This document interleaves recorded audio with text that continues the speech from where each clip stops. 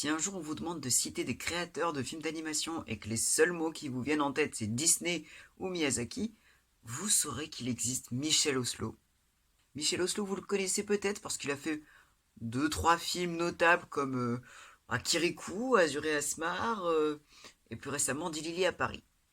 Mais moi je vais parler des histoires en ombre chinoise. Prince et princesse, les contes de la nuit et Ivan Tsarevitch et la princesse changeante. Le topo à chaque fois c'est le même, c'est trois personnes, un gars, une fille et un vieil homme qui se réunissent dans un cinéma désaffecté et inventent des histoires. Et si je jouais ce rôle-là? Et si l'action elle se faisait au Mexique ou au Moyen-Âge? Qu'est-ce qu'on pourrait faire comme intrigue? Ils inventent une histoire et ensuite on visualise l'histoire. Alors déjà, ça fait une mise en abîme sur le cinéma parce qu'on regarde des gens qui font du cinéma dans un film de cinéma, c'est intelligent. Mais surtout, la principale caractéristique de ces courts-métrages, et si vous les avez vus, vous devez vous en douter, c'est le fait que ce soit fait avec le fait que ce soit fait. Le fait que ce soit fait avec des ombres chinoises. Tous les personnages sont des ombres noires. Les personnages et aussi la plupart des décors et des objets. Ça donne à ces films un cachet extrêmement particulier. Faut savoir que niveau beauté des graphismes, Michel Oslo c'est pas un amateur. On regarde Kirikou qui est sorti en 98 quand même. Il y avait déjà du niveau. Azura Asmar hyper beau et Dilili à Paris très récemment qui est quand même un level assez pas mal quoi. Donc c'est pas un amateur. Quand il a fait Prince et Princesse en 2000, le problème de Michel Oslo c'est qu'il avait pas beaucoup de budget. C'est aussi pour ça qu'il a commencé à faire des ombres chinoises parce que c'est plus facile à animer, ça coûte moins cher. Alors évidemment il y a des images de synthèse aussi, mais voilà. Et c'était un coup de génie parce que c'était moins cher et en même temps, qu'est-ce que ça claque. Fallait oser pourtant faire des histoires avec que des ombres noires. Il y avait un risque pour que ça foire et pour que ça n'intéresse personne. Mais ça a marché parce que qu'est-ce que c'est beau, putain, qu'est-ce que c'est beau. Les décors sont magnifiques. Pourtant, les décors sont très minimalistes dans Prince et Princesse, j'entends. Je ferai la comparaison après. Au-delà de la couleur noire qui est encore très dominante, le fond est toujours très joli, un peu couleur pastel, et qui participe vraiment à l'ambiance de chaque histoire. C'est vraiment du super taf. Mention spéciale à l'histoire Le manteau de la vieille dame, qui laisse beaucoup de place à la contemplation, et qui permet à Oslo de faire des décors un peu plus élaborés, qui sont super. Alors, de quoi ça parle ces histoires? C'est pas des histoires, c'est des contes de fées. Par conséquent, ça emprunte beaucoup au code des contes de fées, à commencer par l'amour. Ah ben oui, je sais, mais c'est comme ça. Beaucoup d'histoires avec un prince, une princesse, un homme et une femme. Mais c'est pas toujours une histoire d'amour. Encore une fois, le manteau de la vieille dame n'a rien à voir avec l'amour. Et même si des fois on n'échappe pas à des clichés, le prince qui va sauver la princesse, il y a beaucoup de fois où cette thématique innove un petit peu. Comme typiquement l'histoire éponyme Prince et Princesse, où le couple a des petits problèmes au niveau de s'embrasser, on va dire. Mais également dans La sorcière, où la princesse à conquérir n'est finalement plus l'objet de convoitise du héros à la fin. C'est très intéressant, ça bouleverse un peu les codes. En dehors des codes de l'amour, c'est des histoires qui empruntent beaucoup au système de répétition. Dans un conte, il y a énormément de répétitions à chaque fois. C'est limite ce qui fait que c'est un conte. Et là, les répétitions, on en a partout. Le garçon aux figues, avec une répétition des jours, un mouvement limite cyclique, avec les jours qui passent. Dans l'histoire de la sorcière aussi, avec à chaque fois les guerriers qui essayent d'envahir le château par divers moyens. C'est toujours des histoires très très belles. De toute façon, le niveau beauté chez Michel Oslo, c'est une valeur presque sûre. C'est jamais laid, c'est jamais débile, c'est jamais vulgaire. Même dans les paroles, il parle très lentement, mais ça participe à l'effet conte aussi. Le conte, c'est pas vraiment la vraie vie. Le conte, c'est différent. Selon les contes, il peut y avoir des trucs extrêmement épiques et d'autres où c'est purement amoureux. Des moments drôles. Le manteau de la vieille dame, encore une fois, il est sous-estimé, le manteau de la vieille dame. C'est ultra drôle. Les personnages sont très décalés en même temps. Ils sont pas du tout dans les stéréotypes. C'est génial. Là, je vous ai parlé de Prince et Princesse. Quelques années plus tard, il sort un nouveau long métrage constitué de courts métrages d'ombre chinoise, Les Contes de la nuit. Et là, il y a un changement qui s'opère parce qu'entre-temps, Michel Oslo, il a eu du budget. Il reprend le concept des ombres chinoises. Mais maintenant, il a plus de capacité numérique. Et il y a beaucoup de gens, les fameux c'était mieux avant, ah mais ça perd de son charme maintenant qu'il y a trop de moyens. La qualité graphique des contes de la nuit est deux fois supérieure à celle de Prince et Princesse. Et je pèse mes mots, Prince et Princesse c'était super beau. Mais le niveau a grave augmenté. Maintenant, la couleur noire, ce n'est plus une contrainte. Enfin, une contrainte, ça l'était pas, mais ce n'est plus quelque chose qui repose uniquement sur le manque de moyens. Maintenant, c'est assumé. Et la preuve, c'est que on n'a plus l'impression d'avoir affaire à des marionnettes. Plusieurs fois, Michel Oslo fait des plans de face. C'est tout con, hein, mais il faisait très très peu de personnages de face dans Prince et Princesse. Parce que l'idée des ombres chinoises, c'est de faire de profil pour qu'on puisse voir le nez, le visage, le menton, qu'on puisse discerner le personnage.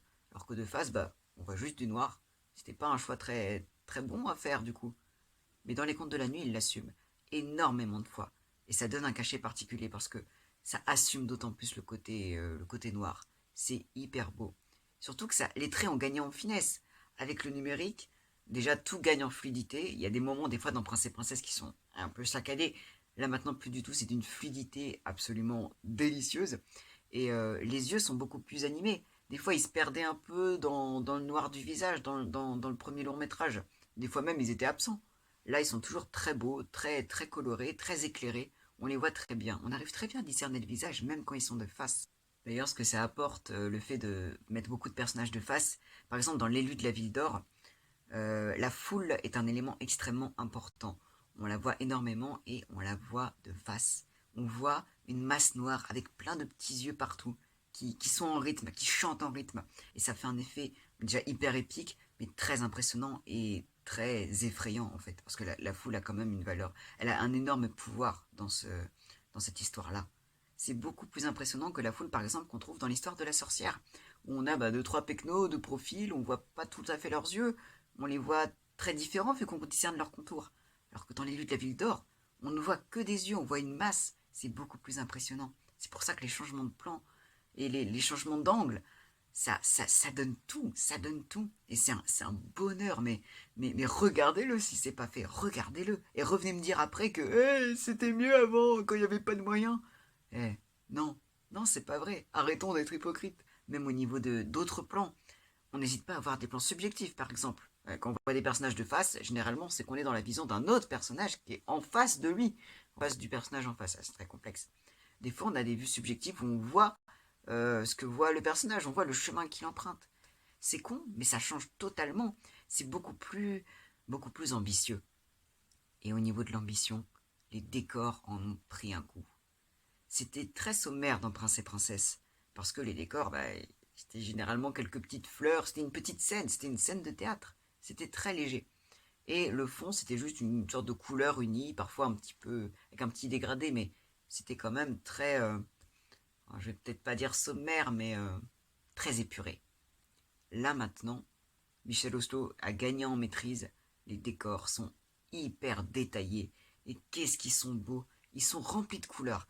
Ils se gênent plus du tout pour faire de la couleur. Tous les décors sont très détaillés. Et en plus, chaque contexte d'histoire est toujours très varié. On passe du Mexique au Moyen-Âge, à un univers futuriste, à la Perse, à Prague, à la mer des Caraïbes. Énormément de décors différents, avec toujours plein de couleurs.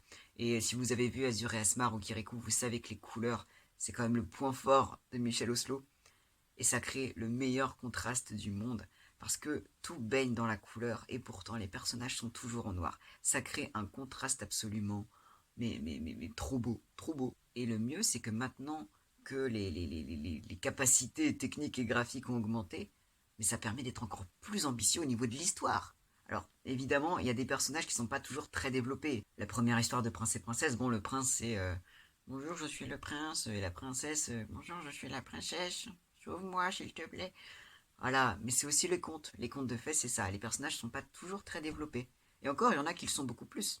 Mais là où ça change tout, c'est que avec la mise en scène, tout paraît plus, plus épique, plus ambitieux. Il peut faire énormément de choses. Il peut faire des transformations beaucoup plus fantastiques. Il peut rendre une scène beaucoup plus prenante en fait. Et c'est super, c'est super. Les contes de la nuit, c'est magnifique. J'ai très peu parlé d'Ivan Tsarevitch et la princesse changeante. C'est la même veine que les contes de la nuit. Le niveau graphique est le même et les histoires sont d'une qualité géniale.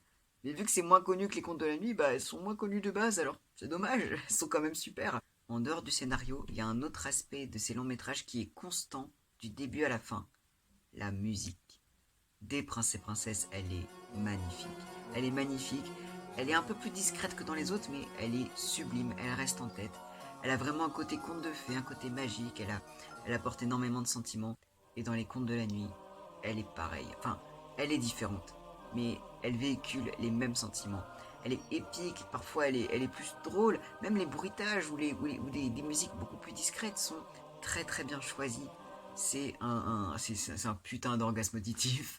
Bref, les contes de Michel Oslo, c'est tellement beau et ça donne vraiment un cachet particulier. Le mélange de noir et en même temps, on n'est pas du tout plongé dans le noir, on est plongé dans la couleur, dans la musique, dans l'aventure et dans l'amour. C'est génial, c'est super beau. Et d'ailleurs, je disais tout à l'heure que le noir c'était de base une contrainte. C'est pas vraiment vrai. Bon, dans Prince et Princesse, le choix du noir avait des petites raisons financières, c'est vrai.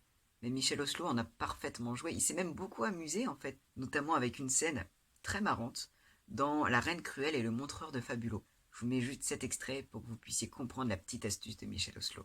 Il y avait un moyen de se cacher. Qui parle? Il restait sur la planète un endroit que le méga radar ne surveillait pas. La chambre de la reine.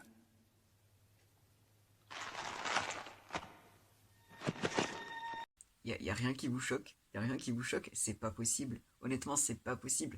La reine, à aucun moment, elle a pu croire. Enfin, ça ne marche pas pour les personnages. Ça voudrait dire que les personnages se voient en noir et se voient de profil. Enfin, c'est de l'absurde, en fait. C'est totalement absurde comme raisonnement. Il n'a pas pu se déguiser en Fabulo. Mais c'est l'univers du conte de fées. Il exploite le graphisme noir pour ses contes de fées. Le fait que, oui, voilà, bah, ça marche, en fait. Ça marche. Et c'est génial. Alors c'était assez rapide, mais en fait c'est comme Pocahontas. J'ai re-regardé Prince et Princesse il y a pas longtemps, donc je me suis enfilé les contes de la nuit. Donc ensuite Ivan Tsarevitch et je me suis dit putain mais qu'est-ce que c'est bien, il faut que j'en parle. Donc voilà, je vous en ai parlé. J'espère que je vous ai donné envie de le voir, parce que Michel Oslo, tu sais, il y en a qui disent le film français c'est nul. On a Michel Oslo, on a Michel Oslo, on a l'inventeur de Kirikou, Azur et Asmar, Prince et Princesse, les contes de la nuit, Ivan Tsarevitch et Dilili à Paris. C'est hyper bien, c'est hyper savoureux, il a une touche incroyable et ses contes font rêver. Alors rêvons tous ensemble, allez.